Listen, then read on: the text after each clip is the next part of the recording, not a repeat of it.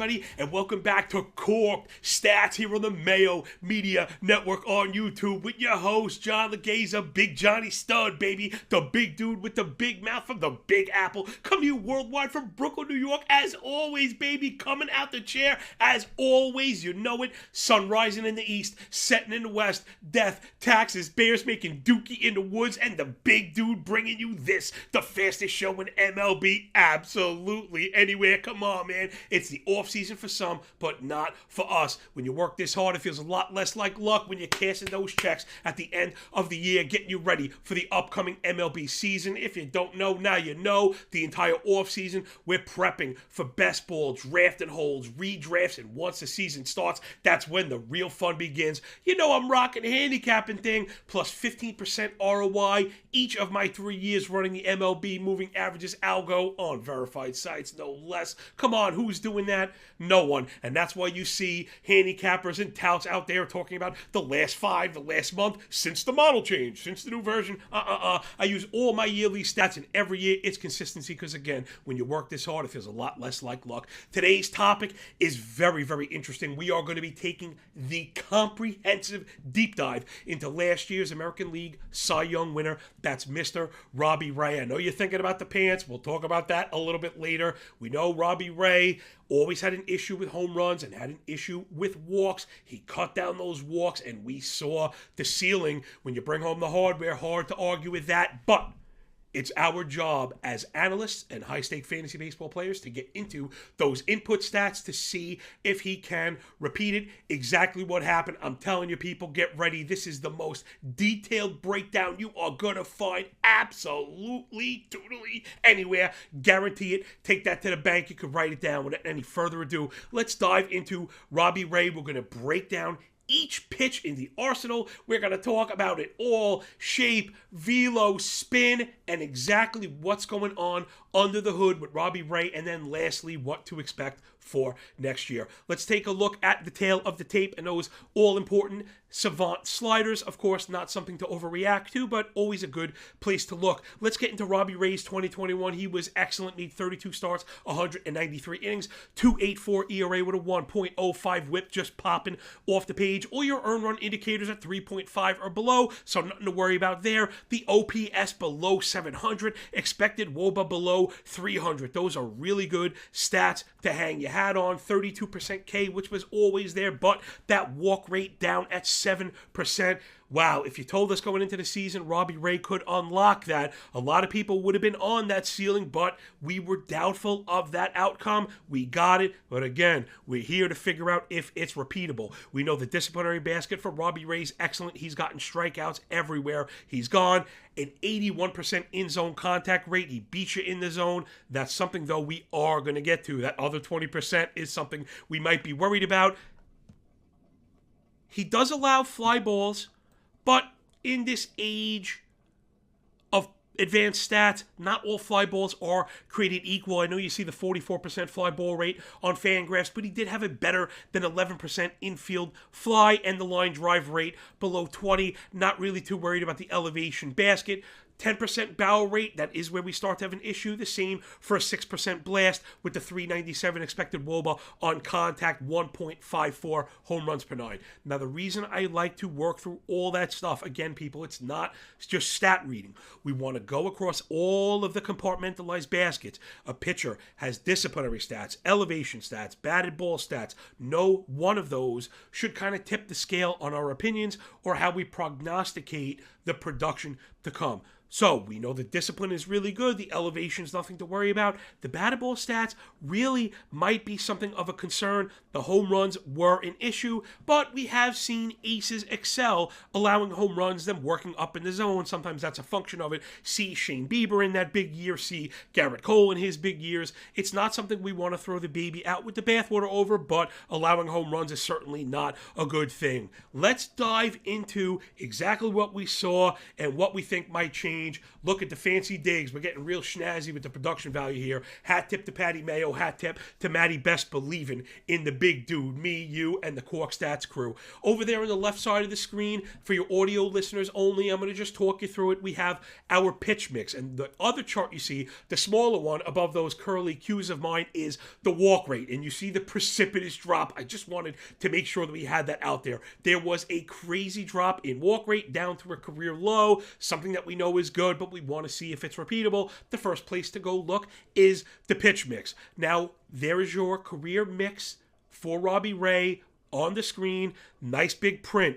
And if you're kind of confused looking at it, that makes a lot of sense. There's been a lot of changes, and that's okay. It's our job, again, as high-stakes players and analysts, to figure out what change happened and when, and what the subsequent results are. So let's take a look. Now, you can see over the last couple of years, the fastball usage has begun to spike. The same for the slider usage. Robbie Ray's pretty much found himself as a two-pitch pitcher to lefties. We'll get into the targeted approach to righties in a little bit. But what you also see here is a drop in the use of the curve, the elimination of the use of the sinker, and then a resurgence of a changeup that we saw much earlier in the career, a pitch he hasn't thrown for like 4 or 5 years. So we have seen some marked and actionable, tangible changes in the last couple years. So, I mean, again, that is not necessarily the reason. You can't just say, oh, pitch mix is the reason for it. But we have a pretty good place to begin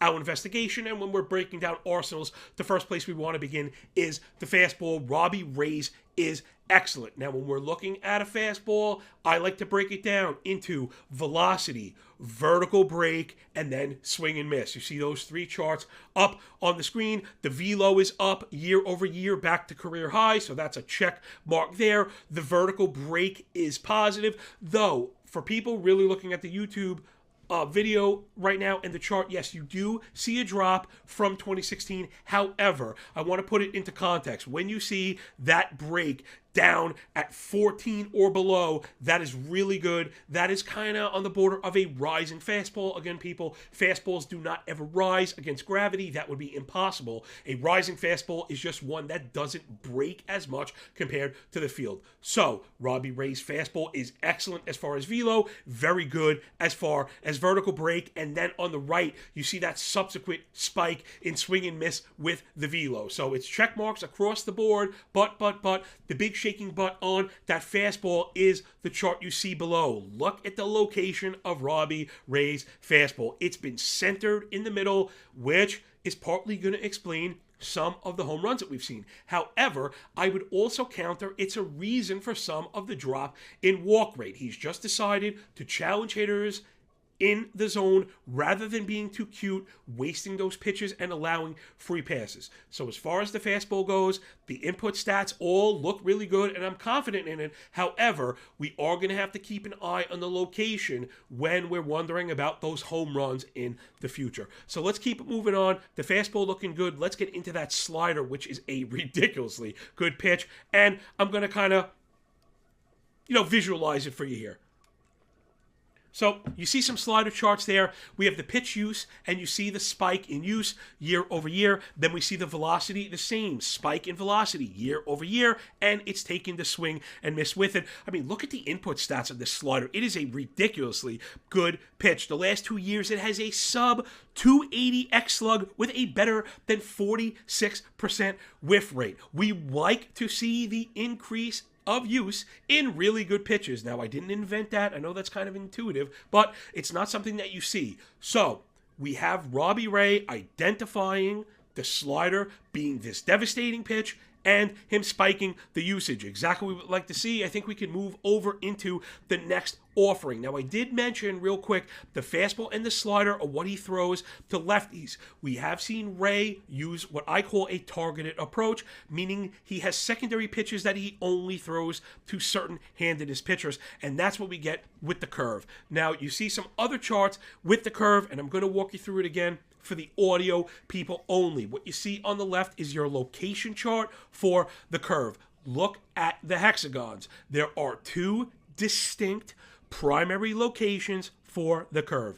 The first one is right outside the bottom black, The second pair is dead in the zone. And the reason I say that is now go over to the middle chart where we see the WOBA by zone on the curve, and it's been punished. Now below that are your pitch statistics for the curve year over year. And the reason I'm walking you through that is we have seen this point I just make materialize in the stat sheet. What do I mean? The expected slug on the curve over the last 3 years is over 500. However, the whiff rate is over 45. So what does that mean? This pitch, the curveball that goes to righties only, is, as Michael Kay, my favorite Yankees announcer, would say, it's the little girl with the curl, meaning it's either really, really good or really, really bad. I know sometimes people just want kind of a binary answer. Things are either great or they're terrible. But when it comes to this curveball, you're going to get a little bit of column A and you're going to get a little bit of column B. When the curve is on, you're getting the whiffs, and when it misses, it's getting hit hard. Now, it hasn't translated into home runs, but we have seen plenty of extra base hits. So it is something to keep in mind when we look at the curve. Then the third chart there is the usage. I wanted to highlight the usage of the curve, and where you'll see that purple outline representing the curve is at the top of this chart when the count is even at 0-0 or ahead at 1-0-2-0. Okay, so Ray understands this. What we've said about it, that he misses, and throwing it 0-0 will let you get away with some called strikes.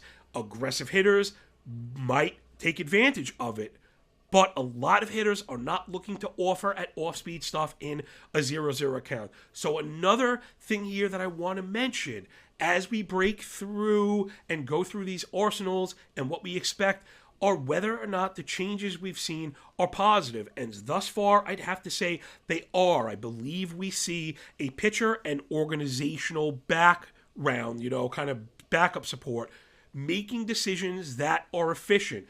Again, this sounds incredibly intuitive, but it's not something we always see. So the curveball, though a devastating pitch at times, is also going to be punished at others. The next part of the changeup, the next aspect, I should say, to the changeup, something that I noticed as I was really deep diving, and again, I hope that you're picking up what I'm putting down and recognizing the amount of work and detail that's going into this, busting out the electron microscope, is I have the pitch use by game now last year in the curve. And the reason I bring that up is, look, it is a distinct drop in usage. And then to the right, you see the rolling average in earned runs allowed, but also FIP and XFIP. There is a direct correlation between the drop in curveball and the amount of runs he's let up because of the extra base hits that were being allowed. We've seen Ray reduce the use of the curveball, focus it more on earlier counts, and it has been really effective thus far. Let's get into the last part of the arsenal, and that's the changeup. Also something that he only throws to righties. This image on the left is the picture that represents 1,000 words. Look at the location map on it. It is awesome. That pitch lives on the black, on multiple blacks, right on that corner and outside the zone. A really good pitch. When he has missed, it has gotten hit to a decent X slug, but because of the reduced amount of batted ball events, it's not something I want to overreact to. What I do like is that same hand side element to it. That changeup looking really good. Also sharing a characteristic of the curveball being used early in counts to get ahead. Ray, I believe, understands that these off-speed offerings do have weaknesses, but he's made it a point to use them in their most effective scenarios. So far as we work through this, I'm really liking what I see, even though there are some flaws. But even with the Cy Young win, Ray's draft course has not really met that expectation, let's say. He's going in the, I don't want to say later rounds, but I would say later rounds for a Cy Young winner that you might expect in the second or third. Ray is going later than that, where you can get him as your SP2, which really is excellent. I don't know if he's going to be SP1 overall. I don't really think that's in the cards, and I think when we get to the end of this, I could paint you a picture for Robbie Ray as an SP1, but it's probably more of a back-end SP1, and to expand on that, I'd probably be more comfortable with him as a high-end SP2. Now, I know as we've gone through this, I have highlighted quite a few negatives. Location with the fastball, location with the curve, and some problematic hard hit rates. However, the last part of this argument has to do with the deceptive element. Again, it's why you come to hang with the big dude and why you want to be here on the Mayo Media Network. Get down, hit the thumbs up, subscribe, get up in the comments, and tell Patty Mayo how good of a job I'm doing. This last set of charts here is why these things work in accordance outside of the sequencing that I mentioned. We've seen Ray tighten up the vertical release point year over year to an elite level.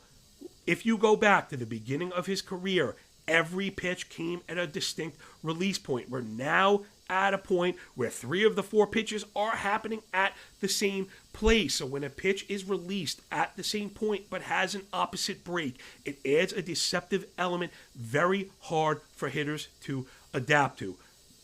This is one of the major reasons for the success we saw, in my humble opinion, in 2021. Let's get into the projections from Steamer, which of course should always be part of your calculus when we're looking forward. Even if you don't subscribe to them, absolutely, which I don't think anyone should. I do not myself, but I would be remiss to say I don't use them, and I definitely wouldn't advise people to ignore them. What I think projections can serve as sometimes is at least an expectation of market moves, right? This projection system, Steamer or any of them, really will end up representing at least a piece of the market's understanding. So let's dive on in. They have Ray making all the starts. I agree. I see a 3.68 ERA with a 1.17 whip. I do understand that. I think I'm a bit lower on the ERA, and I think I can explain where it's a bit different. Steamer has the walk rate normalizing a bit at 9%. That is, I think, where we're a bit different. I think if Ray continues with the path that we've seen, meaning challenging hitters with the fastball, after he's gotten ahead, hopefully, with the off-speed stuff, like I mentioned him using that early in the count, I think if he keeps the walk rate down, the home runs allowed will be solo shots like they were, and I think we have a chance at an ERA that more matches the earned run indicators that we saw last year. So again, I don't have him sub 3 again, but I do think I'm closer to 3.3 or 3.4 than I am 3.65. The K rate by Steamer is 31.5. I'm down with that. I mentioned the walk rate already, and they have the home run per 9 at 1.4, which again, I really can't argue with. So I am pretty close to the Steamer projections. I think I'm just a little bit higher for the reasons that I mentioned. So everyone, in conclusion, man, I'm really into Robbie Ray, and it's not so much, again, that I see this world-beating SP1 overall. It's that I do see a high-end SP2, low-end SP1, being gotten around guys that I have projected, behind him. And I think that's the name of the game, kind of identifying value and then, applying it into a market who, and if you're unfamiliar, market's primary function is price finding. So, that's what we do here, is identifying what we think will happen, how much it costs, and then where it applies against the field. So give me all the Robbie Ray at the cost. And I didn't even mention the new environment. Leaving the AL East, not only getting away from the Yankees and the Red Sox, but getting away from those ballparks absolutely is going to help. Though I would like to cite one of my Twitter friends there, Max Freeze. You definitely want to check his stuff out. He does excellent work. He did bring up a good point that made me think the other day about the K rates being much higher in the AL East than in the West. My counter, though, is the difference in the ballpark. So even if we saw a bit of a step back in K rate, I think the contact won't be as severe, and I think maybe we'd see a lower home run rate. So I never think the K rate, will be below, like, let's say 27 or 28. Maybe he doesn't crack 30, ends up at 28.5 or 29, which would be fine, of course, if the ballpark suppress a couple of those home runs. So for me, it's wheels up, all systems go for Robbie Ray. Absolutely believing what he's done because of the pitch mix changes, the input stats on those pitches, which I firmly believe in, the sequencing that we've seen. So give me all the Robbie Ray at the cost for the upcoming 2022 fantasy baseball season. Thank you so much, everybody, for your precious, precious time. I think that'll do it for us today. Make sure to hit the like button and subscribe to the Mayo Media Net. Thanks again to you, Patty. Everyone, Happy New Year out there. And if you are digging the work, we've got the Corked Stats channel itself. I just dropped a very detailed video on Matt Olson and if I'm buying the disciplinary gains that we've seen. So to make sure, if you want any more of me somehow, check out the Corked Stats channel. Hit the like button over there. Make sure to subscribe. Follow me up on Twitter at MLB Moving AVG. Enjoy your day. Enjoy the games, everybody. And, man, I just can't wait. The spring can't come fast enough. Don't worry about that CBA stuff. You want to talk about baseball, the numbers, and all that fun stuff that's going to get us paid once the weather gets warm, you know where I'll be. I think that'll do it. I'll catch you all on the flip side, everybody. Peace, yo.